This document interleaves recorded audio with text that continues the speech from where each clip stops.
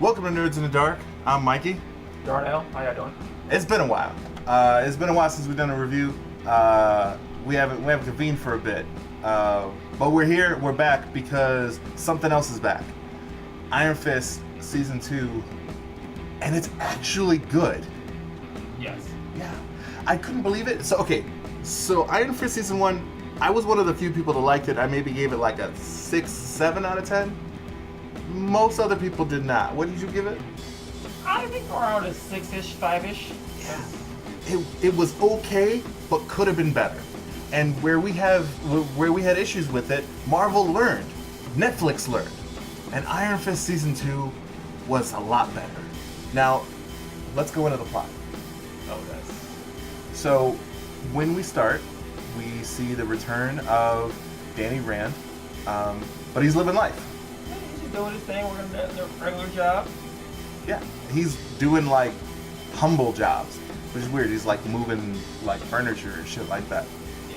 And he's still fighting crime, but it's a little different because not only is he using the fist all the time, he's using it all the time.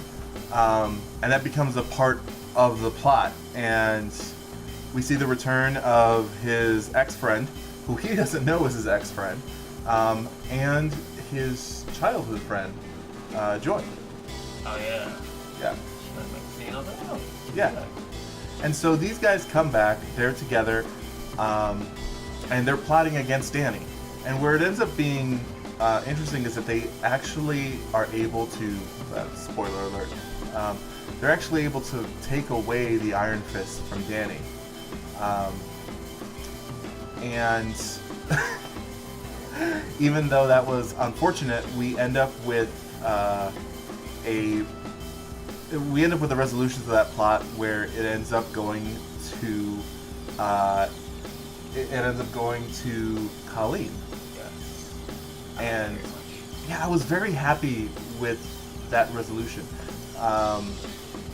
And that's how it ends. Basically, they plot against him.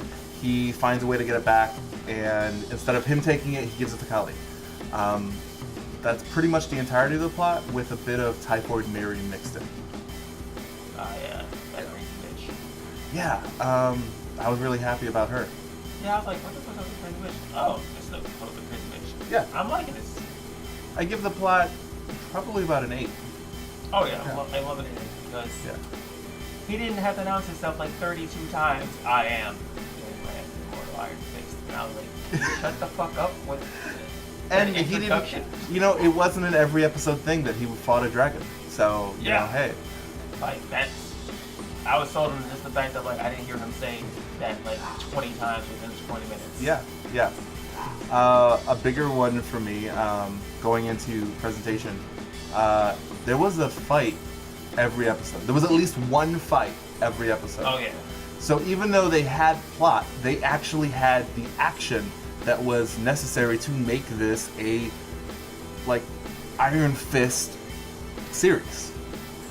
And I appreciate that.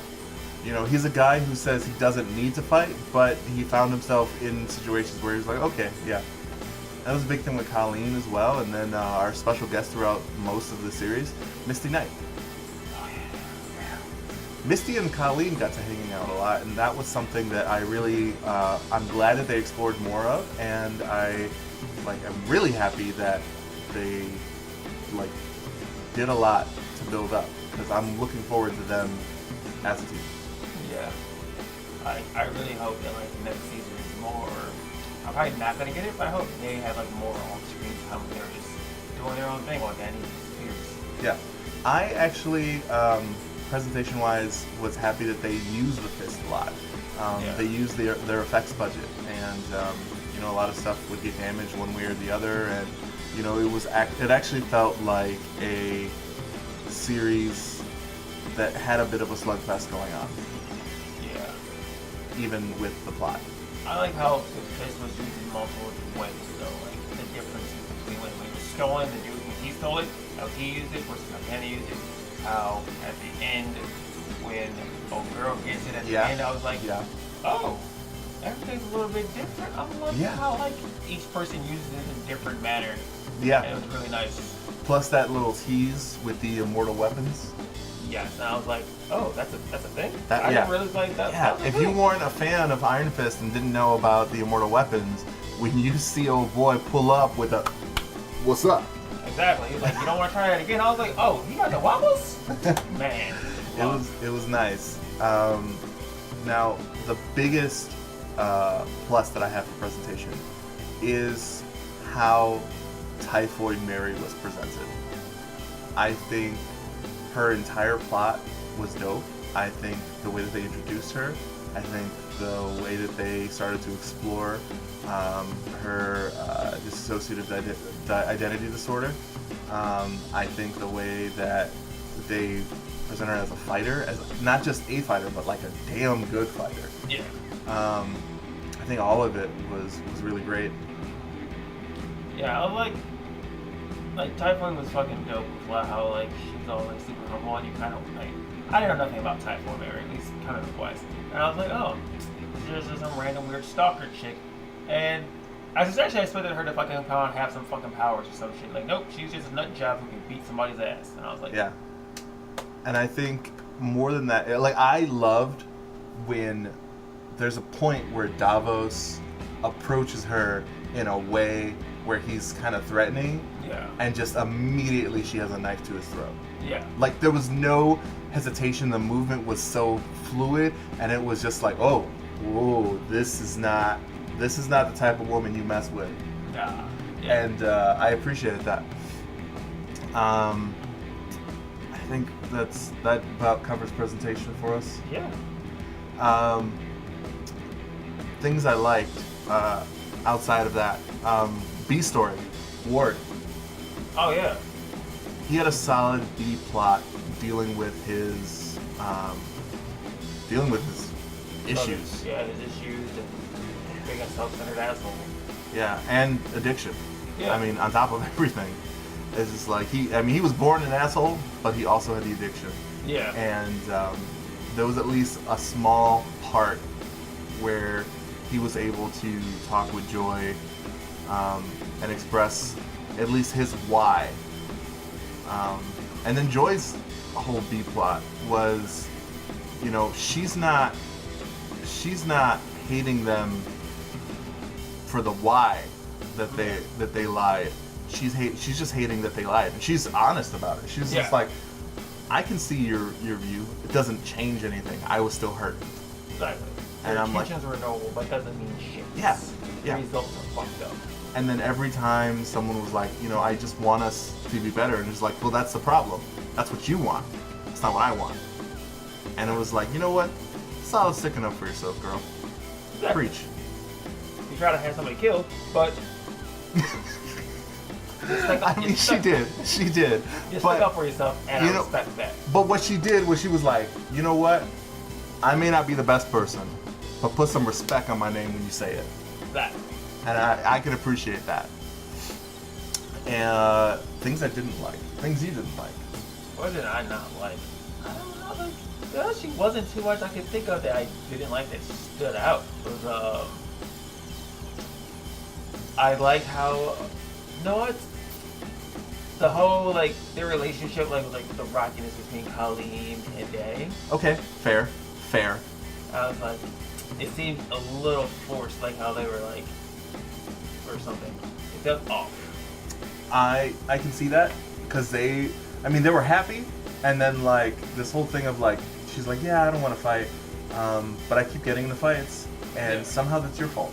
Yeah. I was like, yeah. I was like, no, you defend people, and like that's the type of person that you are, and you're making these choices. Like half of your fights that you got into, Danny wasn't present. Yeah. Like, you went looking for those little kids. Yeah. And that was all I needed. That wasn't on Danny at all. Yeah. Now, one thing I didn't like, we have a lot of opportunities where we see Misty Knight and Colleen, and even though those are great scenes, I like Luke Cage and Danny together. Okay. And having Misty Knight come over from Harlem and then not have Luke Cage seems like a missed opportunity. Exactly, especially since you can tell that it's the same time frame that Luke Cage is going on, because she's talking about the promotion, and like at the end of Luke Cage, she's talking about whether or not she's taking the promotion. So like, Right. you could have easily had him slide on through, like, hey homie, do I have to knock somebody out right quick? Right. And so there's something to be said where at the end you can tell that Misty and Luke aren't the closest. They don't see eye to eye because Luke is taking over the club, and she sees that as like, you're becoming a villain to stop villains, and I don't necessarily agree with that. However, when you have a situation where the Iron Fist's power is taken away by Davos and he's killing tons of people, why do you not call a heavy hitter? Yeah. Like, especially one that you should be able to trust. Exactly. Like, that's a perfect opportunity with all the times that Danny helped Luke. This is an opportunity for Luke to help Danny. Yeah. And I feel like that's where they messed up. Most definitely. Overall?